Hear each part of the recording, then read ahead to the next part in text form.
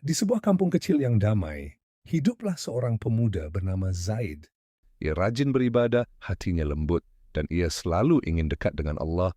Namun ada satu hal yang sering membuatnya bingung. Ia mudah menerima amalan baru tanpa memastikan apakah itu diajarkan Rasulullah atau tidak.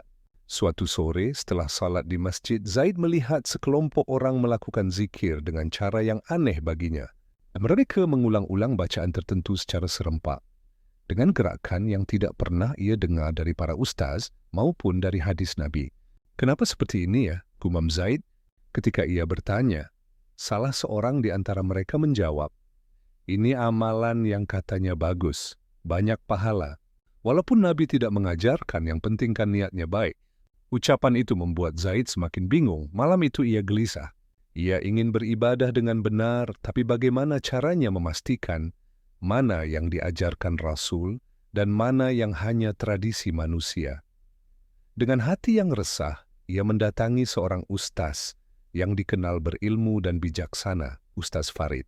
Ustaz, tanya Zaid, kenapa banyak orang melakukan amalan yang tidak pernah diajarkan Nabi? Kalau niatnya baik, bukankah tetap dapat pahala? Ustaz Farid tersenyum lembut.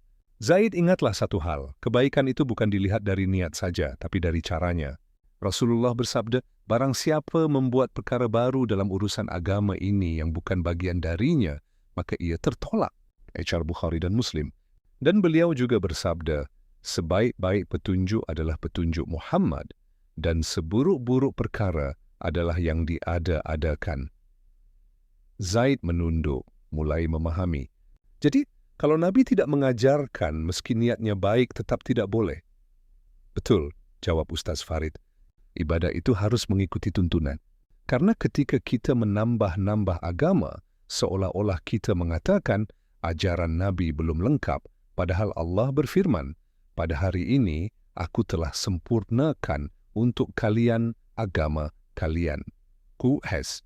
Al-Ma'idah 3, bid'ah itu seperti menutup cahaya. Amalan yang sudah jelas, jalannya malah ditutupi dengan sesuatu yang tidak pernah diperintahkan.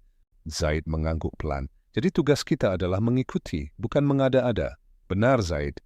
Semakin kita mengikuti sunnah, semakin bersih hati dan amalan kita. Sejak hari itu Zaid berubah. Ia belajar lagi tentang tuntunan ibadah yang benar. Dan ketika melihat seseorang melakukan amalan yang tidak ada dalilnya, ia tidak marah, tetapi mengajak dengan lembut. Dan Zaid menyadari satu hal penting. Cahaya petunjuk itu bukan datang dari amalan yang ditambah-tambah, tapi dari mengikuti apa yang telah Rasulullah tinggalkan.